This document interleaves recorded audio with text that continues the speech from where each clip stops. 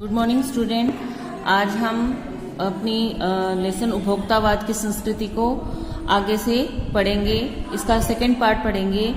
छोड़िए इस सामग्री को, वस्तु और परिधान की दुनिया में आइए। जगह जगह बुटीक खुल गई हैं, नए नए डिजाइन के परिधान बाजार में आ गए हैं।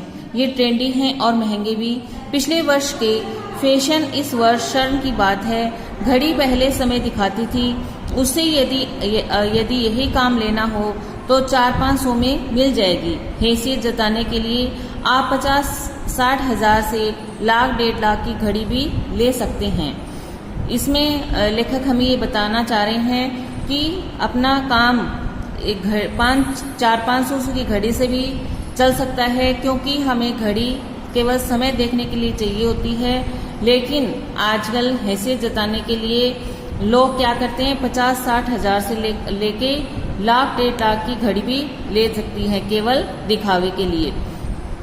संगीत की समझ हो या नहीं, इसको अंडरलाइन कर लेंगे आप लोग। घड़ी से पहले समय से हैसियत जताने के लिए दिखाती थी, यहाँ से लेके और ले सकते हैं तक अंडरलाइन कर लेंगे।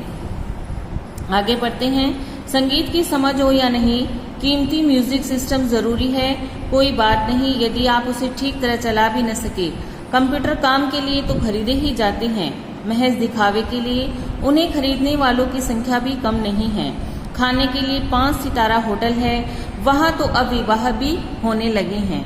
बीमार पड़ने पर 5 सितारा अस्पतालों में आइए। सुख सुविधाओं और अच्छे इलाज के अतिरिक्त यह अनुभव काफी समय तक चर्चा का विषय भी बना रहेगा। 5 सितारा होटल, 5 सितारा अस्पताल, इसमें ये क्या है, एक दिखावे की संस्कृति है, जबकि इलाज एक साधारण और गवर्नमेंट हॉस्पिटल में भी हो सकता है।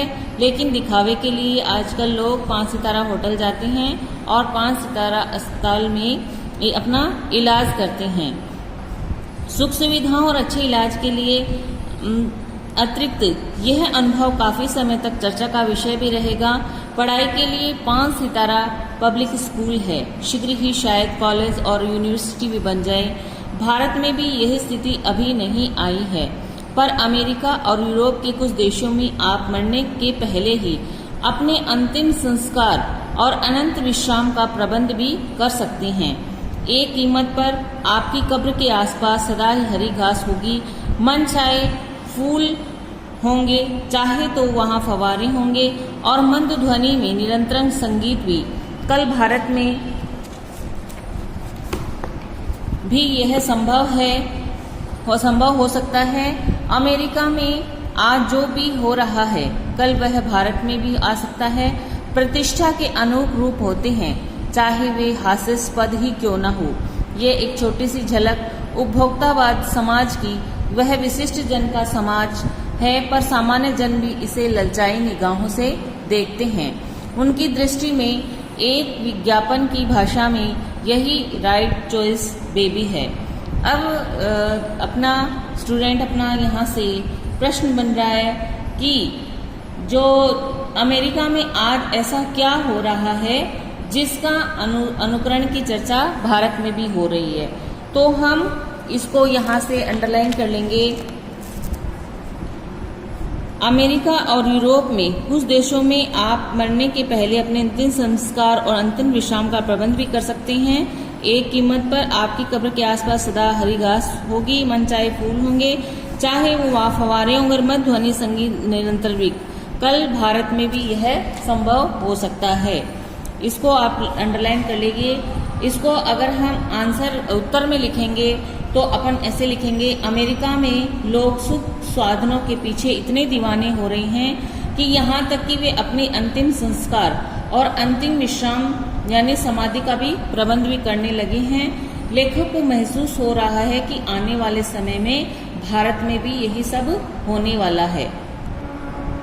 अब अपना आगे प्रश्न बन रहा है कि प्रतिष्ठा के हास्यास्पद रूप से क्या तात्पर्य है। ये आया ना, यहाँ पे प्रतिष्ठा के अनेक रूप होते हैं, चाहे वे हास्यास्पद ही क्यों ना हो। तो अपने इसमें ये है कि अपने अंतिम संस्कार और अंतिम विश्राम स्थल के लिए अच्छी व्यवस्था करना एक प्रतिष्ठा का एक ऐसा अंग है जिसे सुनकर हंसी आ जाती है। ये आया था प्रतिष्ठा के अनुरूप चाहे वे हास्यास्पद ही न हो। हास्यास्पद क्या होता है? हास्यास्पद वो होता है कि जो मनुष्य की जो अंतिम संस्कार है, जो अपनी अंतिम जो विश्राम स्थल है, उसके लिए अच्छी व्यवस्था करना, और वो उसकी प्रतिष्ठा का एक ऐसा अंग है जिसे सुनकर हंसी आ जाती है। आगे पढ़ते हैं। अब विषय के गंभीर पक्ष की ओर आइए। इस उपभोक्तावाद संस्कृति का विकास भारत में क्यों हो रहा है? सामंती संस्कृति के तत्व भारत में पहले भी रहे हैं। उपभोक्तावाद इस संस्कृति से जुड़ रहा है। आज सामंत बदल गए हैं, सामंती संस्कृति का मुहावरा बदल गया है। हम सांस्कृतिक अस्मिता की बात कितनी ही करें, परंपराओं का अवमूल्यन हुआ है, आस्थाओं का क्षरण हुआ है। कड़वा सच तो यह है कि हम बौद्धिक दास्ता स्वीकार कर रहे हैं, पश्चिम के सांस्कृतिक उपनिवेश बन रहे हैं। हमारी नई संस्कृति अनुकरण की संस्कृति है। हम आधुनिकता के झूठे प्रतिमान अपनाते जा रहे हैं। प्रतिष्ठा की अंधी प्रतिस्पर्धा में जो अपना है उसे खोकर हम छंदब आधुनिकता की ओर बढ़ रहे हैं। तो स्टूडेंट, अपना यहाँ एक शब्द आया सामंती संस्कृति। सामंती संस्कृति से क्या आशय है? सामंती संस्कृति का मतलब है कि वैभव और विलासिता से पूर्ण जीवन शैली, जिसमें बड़े बड़े जो धनी होते हैं, धनवान होते हैं, सामंत होते हैं, उनकी मनमानी चलती थी और जो भोग विलास को अपना उद्देश्य मानते थे। आज सामंती संस्कृति है, उसका रूप बदल गया है। पहले ये सामंत थे, वो जागीरदार, सरदार, सामंत आदि होते थे, वो कहलाते थे। आज करोड़पति, अरबपति, मंत्री, विद्यालय आदि के रूप में विद्यमान है। इनके केवल नाम बदल गए हैं, लेकिन उनकी सोच वही सामंती है।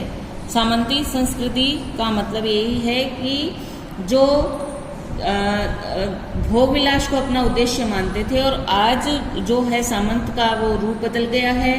आज जो करोड़पति, अरबपति, मंत्री हैं, ये आज के ये सामंत हैं, और केवल इनके नाम बदल के हैं, लेकिन इनकी सोच वही सामंती है।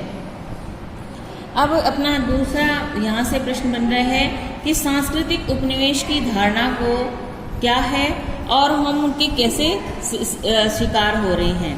तो इसमें क्या है कि जब कोई धनी देश विजेता के रूप में दूसरे देश की अपनी जीवन शैली थोपता है और वहाँ के लोग उसे अपनाकर अपनी पहचान भूल जाते हैं, तब वह देश विजेता देश का सांस्कृतिक उपनिवेश कहलाता है।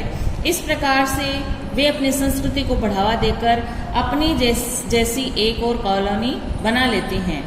भारत के जो लोग भी हैं वो पश्चिम की भोगवादी जीवन शैली की स्वीकार कर उनका सांस्कृतिक उपनिवेश बनते जा रहे हैं। फिर एक अपना शब्द आया है यहाँ से बौद्धिक दास्ता। बौद्धिक दास्ता से क्या मतलब है? बौद्धिक दास्ता से मतलब है कि हम अपनी सोच को एक तरफ करके दूसरे की सोच को ठीक मान लेना और उसे स्वीकार कर लेना, वो है बौद्धिक दास्ता। कि हम जो अपनी सोच है, जो अपने विचार है, हम उसको तो एक तरफ रख दें और दूसरे की जो कह रहे हैं या जिस संस्कृति का अनुसरण कर रहे हैं उसको ठीक मान लेना और उसे स्वीकार कर लेना क्या है? बौद्धिक दास्ता है। आजकल भारत है वो पश्चिमी देशों की बौद्धिक गुलामी का शिकार हो रहा है, क्योंकि हम वो जो पहनावा पहनते हैं, जो खान पान करते हैं, हम उनका अनुसरण करते हैं, तो इसलिए हम उनके बौद्धिक गुलाम हो रहे हैं। आगे पढ़ते हैं। संस्कृति की नियंत्रक शक्तियों के क्षीण हो जाने के कारण हम दिग्भ्रमित हो रहे हैं। हमारा समाज